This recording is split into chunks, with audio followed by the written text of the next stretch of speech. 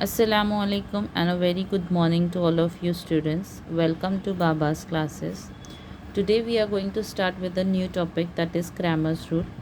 We will take the first example. सबसे पहले हम Cramer's rule का first example करते हैं.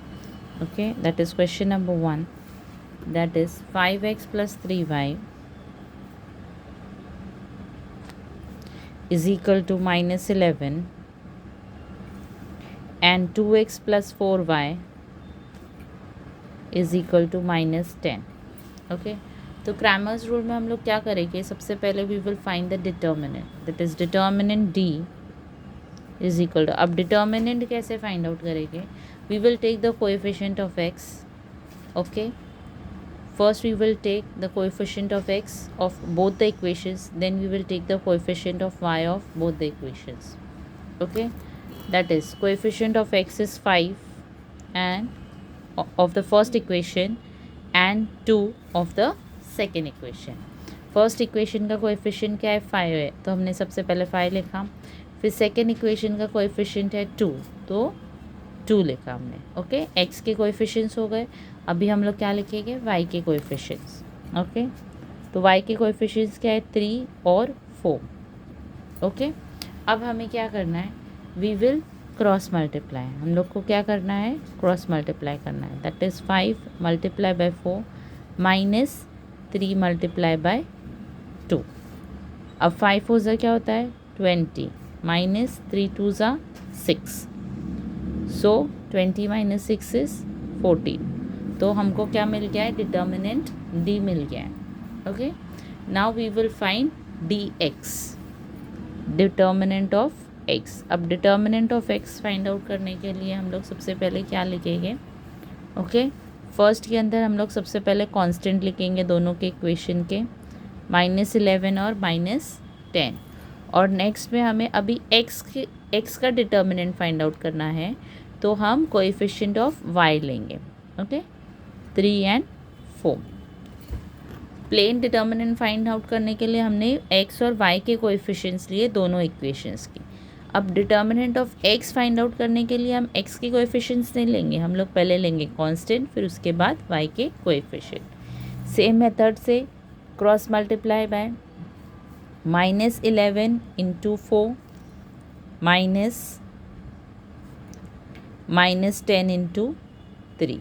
यह हमने क्या किया है, क्रॉस मल्टीप्लाई किया है. Okay, -11 into 4 is -44 and minus 10 3 ज़ा 30, but minus into plus is minus.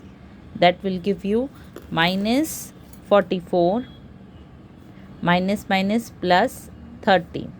अब 44 -44 प्लस 30 आप करोगे तो क्या मिलेगा, करना है हमें माइनस, क्योंकि plus and minus is minus, तो हम माइनस करेंगे.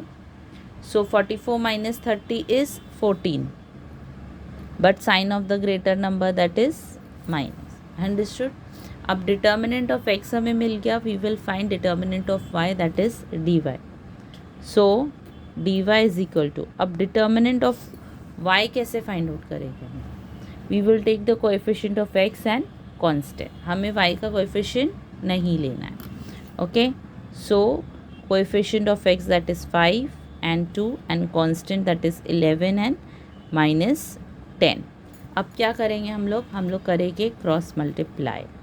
That is 5 multiply by -10 minus 11 multiply by 2.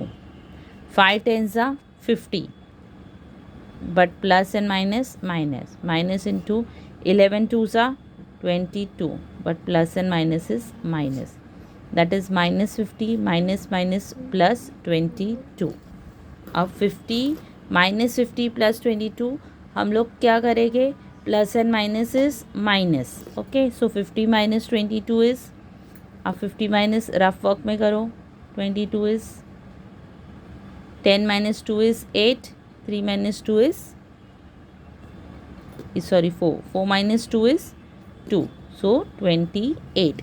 But sign कौन सी रहेगी, ग्रेटर नंबर की. यहाँ ग्रेटर नंबर क्या है, 50 है, सो -28. सो हमने डिटर्मिनेंट डी फाइंड आउट किया, डी एक्स फाइंड आउट किया, डी वाई फाइंड आउट किया. नाउ हमें क्या फाइंड आउट करने का है, value of x and Y.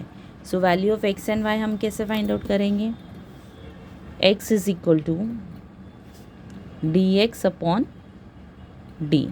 अब डी एक्स की वैल्यू क्या है, -14 एंड डी की वैल्यू क्या है, 14. 14 वन ज़ा तो -1. ओके. अब y की वैल्यू क्या है, डी वाई अपॉन डी. अब डी वाई क्या है, -28 अपॉन डी है 14. 14 वन ज़ा 14 टू ज़ा सो -2. सो आपका x की वैल्यू है -1 एंड y की वैल्यू है -2. तो solution x and y is equal to -1 and -2. Okay.